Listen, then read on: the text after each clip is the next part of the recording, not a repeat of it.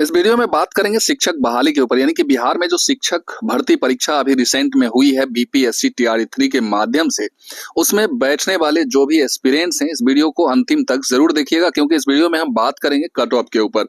यानी कि cut off वो कट ऑफ नहीं जो अन्य लोग आपको दिखा रहे हैं, हम कट ऑफ में भारी कमी आने की जो प्रबल संभावना बन रही है उसकी हम चर्चा करेंगे।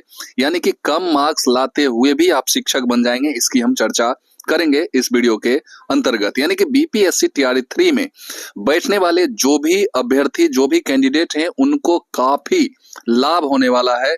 और ये लाभ क्यों होने वाला है, इसी बात की हम चर्चा इस वीडियो में करेंगे। तो बने रहिए मेरे साथ वीडियो में लास्ट तक। वीडियो को अंतिम तक देखने के बाद लाइक शेयर जरूर कर दीजिएगा। चैनल पर यदि पहली बार आए हैं तो चैनल को सब्सक्राइब करके बेल आइकन दबा दीजिएगा।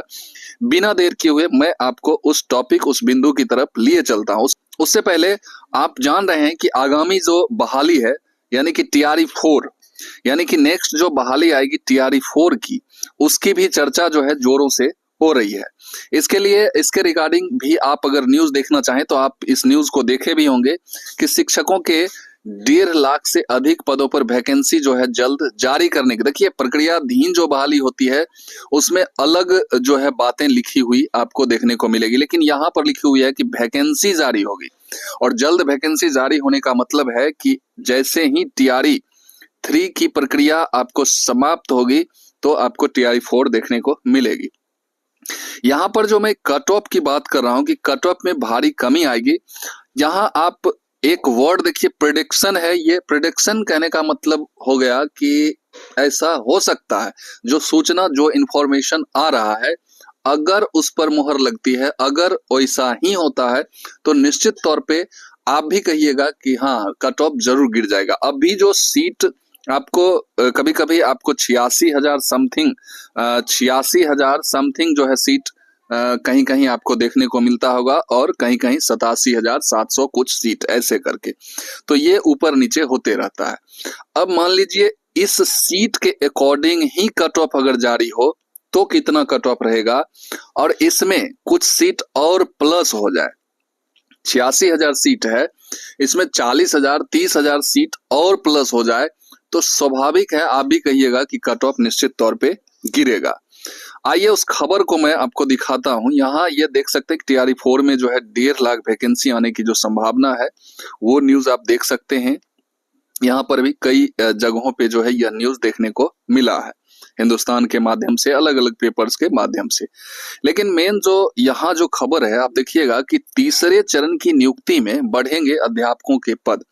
स्वाभाविक सी बात है कि जो अभी पद, जो वर्तमान में जिस पद पे बहाली हुई है टीआरई 3 की, उतने ही वैकेंसीज पे, उतने ही पदों पे अगर मान लीजिए रिजल्ट जारी किया जाता है तो स्वाभाविक तौर पे जो रिजल्ट जाएगा, और इसमें, इस पदों में अगर और भी प्लस कर दिया जाए, 10,000, 20,000, 30,000 सीट और अगर प्लस आपका हो जाता है तो निश्चित तौर पे 100%, क्योंकि जो कट ऑफ 87,000 वैकेंसीज पे रहने वाली है, वो कट ऑफ निश्चित तौर पे गिर जाएगी अगर 87,000 में कुछ और वैकेंसीज ऐड कर दिया जाता है। तो यहाँ वही लिखा हुआ है कि तीसरे चरण की नियुक्ति में बढ़ेंगे अध्यापकों के पद।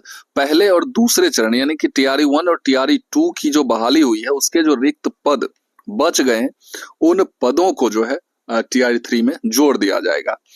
बाकी बात, यहाँ जो ये जो खबर देख रहे हैं आप, सरकारी स्कूलों में अध्यापकों और प्रधानाध्यापकों की नियुक्ति जल्द, ये भी टीआरई 3 से ही रिलेटेड है, क्योंकि नियुक्ति कहने का मतलब कि इसकी सारी प्रक्रियाएं हो चुकी हैं। अब जो है रिजल्ट आएगा और नियुक्ति आपकी होगी। पूरा खबर अगर यहाँ आप देखिएगा तो यहाँ लिखा हुआ है कि राज्य के सरकारी स्कूल में अध्यापकों एवं प्रधानाध्यापकों की नियुक्ति जल्द होगी।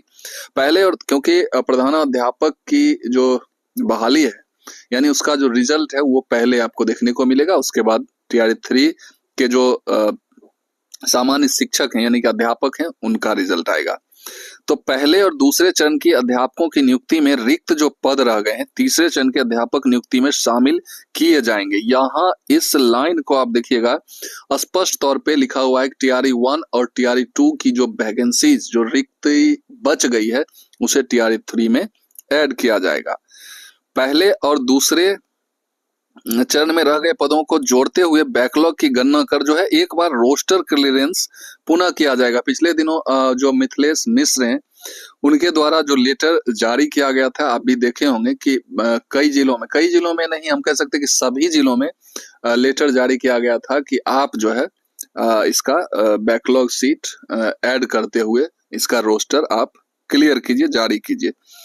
इससे क्या होगा कि तीसरे चरण में अध्यापकों की होने वाली नियुक्ति में आरक्षित कोटि के पद बढ़ जाएंगे। और ये देखिए, ये जो बैकलॉग जो बचता है ना, तो यूआर, आप जानते हैं कि यूआर का जो सीट होता है, यूआर की जो रिक्ति होती है, वो सबसे पहले भरा जाता है।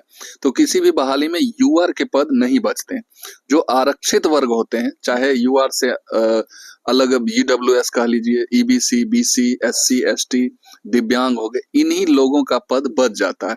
तो जिसका पद बचा हुआ है उसी कैटेगरी में उसको ऐड किया जाएगा। इसलिए यहाँ पर लिखा हुआ है कि आरक्षित कोटि के पद बढ़ेंगे और तीसरे चरण के अध्यापकों की नियुक्ति के लिए पहले पदों की संख्या जो यहाँ देखिए 86,491, अब कहीं 87,000 भी बताता है। तो ये पद जो है आपको बढ़े हुए नजर आएंगे। पहले और दूसरे चरण की रिक्ति में जो पद रह गए उसे बैकलॉग की गणना कर रोस्टर क्लियरेंस की कार्रवाई पदों की संख्या में इजाफा होगा। अब जब इजाफा होगा तो आपको पता है कि जो वैकेंसीज अभी है, अगर उसमें चाहे जितने कम से कम भी सीट अगर बढ़ जाते हैं तो कुछ ना कुछ तो हम कह सकते हैं कि डिक्रीज आपका कट ऑफ निश्चित तौर पे होगा। और इस तरह से जो मान लीजिए 1-2 मार्क्स से अगर छूट जाते 87,000 या 86,000 जो भी वैकेंसी दिखाता है, इसमें अगर पद बढ़ जाते हैं तो उनके भी होने की प्रबल संभावना बढ़ जाती है। और ये अगर होगा तो निश्चित तौर पे हम कह सकते हैं कि कम मार्क्स भी आपका अगर आ रहा है तो आपका शिक्षक बनना तय है। ये एक प्रेडिक्शन है। अगर जो न्यूज खबर के माध्यम से जो चीजें, जो बातें आ रही हैं, अगर ऐसा सच में होता है तो निश्चित तौर पे आपका ये गिरेगा और आपको जो है जबरदस्त इसका लाभ, बेनिफिट मिलने वाला है। ये था आज का खास अपडेट, आपको जरूर अच्छा लगा होगा। इस वीडियो को यहीं समाप्त करते हैं, फिर मिलते हैं इसी तरह के इन्फॉर्मेटिव और नए वीडियो के साथ। तब तक के लिए जय हिंद, वंदे मातरम।